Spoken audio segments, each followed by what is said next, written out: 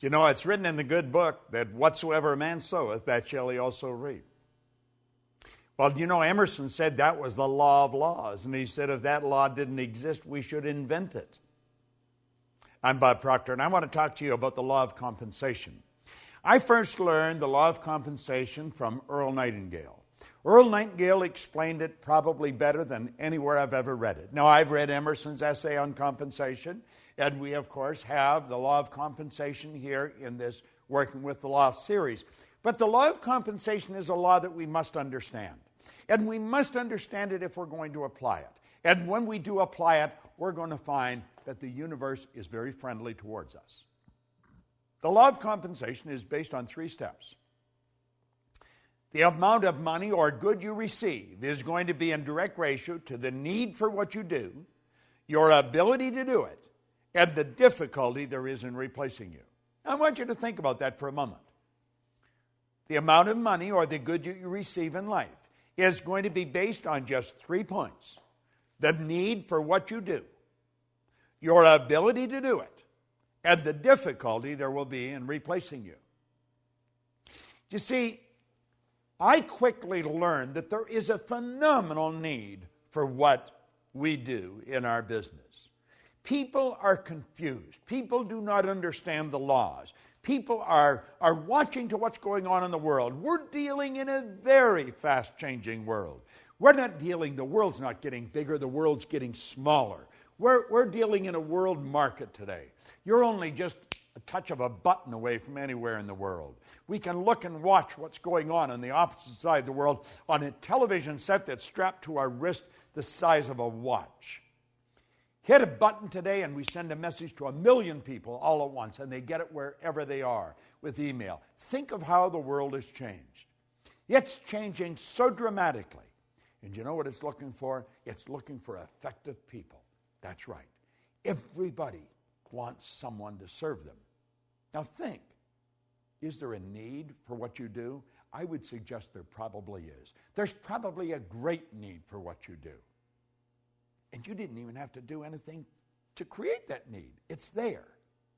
The second step is your ability to fill that need. How good are you at doing what you do? That's so important we understand that. Most people just do enough to get by. It's been often said that most people work just diligently enough so they don't get fired, and the company pays them just enough so they won't quit. It doesn't work. It doesn't work. It's in violation of the law of compensation. See, the second step, your ability to do it, is going to take care of the third step if you do the second step right. The difficulty there is in replacing you. When you become so effective at what you do, you're very difficult to replace. That's when your stock goes up.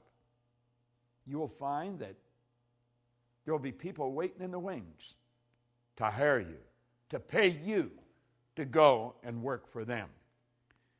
When you perform your task to the very best of your ability, or when you are through your work and you do it well, you infallibly bring out the best there is in you. Now, you see, I learned a long time ago that if I make up my mind, I'm going to learn how to communicate this more effectively all the time, then my income is going to keep going up. My customers are going to keep coming. Now, we have people come to us from all over the world. That is not an accident. That is by design, and it's by law. Now, you might ask where you live. I live in Toronto, in Canada. Now, my office is in Phoenix, but I have other offices around the world, and I work with people all over the world. But how did you and I come together? I'm going to suggest that you and I came together because I made a decision many years ago that I was never going to stop attempting to improve the service I render. And hopefully, I would attract people like you into my life because I was giving the very best I've got and always trying to do it better. See, every day I study. I study every day. Now, I've been doing this since 1961. Prior to 1961, I never studied. Never did anything. I just tried to get by. And, of course, I didn't do very well. I was earning just a little bit of money, and I was in debt over my head. And I had a difficult time finding work. Today, I don't have a difficult time finding work. I have a difficult time hiding from it periodically, but we work all over the world. Why? Well, 3 steps, law of compensation. The need for what you do, your ability to do it, and the difficulty there is in replacing you. Now, if you make up your mind that, and understand that you have infinite potential, no one knows what you're capable of doing. The most erudite scientist alive will not even guess at what you're capable of doing. As far as energy is concerned, we've studied this many ways. You've got about 11 million kilowatt hours per pound potential energy locked up in the electrons in the atoms of your body. Your brain is an electronic switching station that boggles the mind of the wisest. Your central nervous system is the most phenomenal electrical system in the entire universe. It would make a supercomputer look like a toy. Do you know that the blood circulates through hundreds of miles of passageway every 33 seconds, just like that? It carries all the food in, all the garbage out in one sweeping change. Have you ever stopped and thought about the power that you represent? You've got all these mental faculties. You can tap into an infinite source of supply. Listen, when we talk about you, we're talking about something that is awesome. The highest form of creation on the planet. That's what you and I are. Now, are we using it? Well, for many years I didn't. My whole idea was just get by. But then I started to study this material, and it started to make sense. And I thought, I'm going to change. I'm going to change how I'm living. And I got into Earl Nightingale's material. Now, I got into Napoleon Hill first, then into Earl Nightingale's. And I began to study it. And I got into this law of compensation. Then I read Emerson's essay on compensation. Then I got into Raymond Hollywell's material on compensation. It's all telling us the same thing. It's up to you. It's up to you. The universe will give you whatever you ask for. But you ask in the form of providing service. You see, you get back exactly what you put out. You put a lot out, you get a lot back. We are raised with the misconception that you go to work to earn money. You don't go to work to earn money. Working is the very worst way to earn money. We have a company called the Chairman's Club. And the Chairman's Club is designed for one thing, to show people how to earn money. You just go to the Life Success or lschairmansclub.com, lifesuccesschairmansclub.com, and look it up. That's the sole purpose of it. And in that club, we show people how to earn money, how to set up multiple sources of income. But the whole thing is based on providing service. You've got to provide service. See, the concept behind the club is that you can earn so much money when you're sleeping, you can do whatever you want when you're awake. Now, that sounds bizarre to most people, but most people don't understand the law of compensation. We're raised with the idea you go to work to earn money. You don't go to work to earn money. You go to work to gain satisfaction. You should spend your days doing what you absolutely love to do.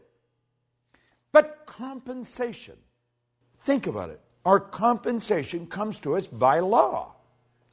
It's based on 3 factors: the need for what you do, your ability to do it, and the difficulty there could be in replacing it. Now, I know you may have doubts. You may think, well, if I do more, I'm not necessarily going to get more. Well, you may not get it from where you're working. It may not come from there. It may come from somewhere else. You say, but the company makes up their mind how much I'm going to earn. No, they don't. You don't get your pay from the company. You get your pay through the company. Your pay comes from an infinite source of supply. You see, we've got a lot of these ideas wrong. And look at, if you become bigger than your present position, by law, you must move ahead. That is an absolute law. That's the basic law of the universe. When something becomes bigger than the position that it's in, it moves on to the next space. And if your company is not going to give you more, there's going to be a dozen companies waiting in the wings for you to come along and help. The law of compensation is probably one of the most important laws. I would suggest that as you turn this set off and you stop watching this particular video, ask yourself, how good am I at what I'm doing? Could I get better at it? Could I get a lot better at it? How can I get better at it? Understand this. You've got the potential. You've got more power than you will ever hope to utilize. Are you applying it? Who does a better job at what you do than you do? Are you studying those people? Study their lives. Find out what they do. Do what they do. Read the books they read.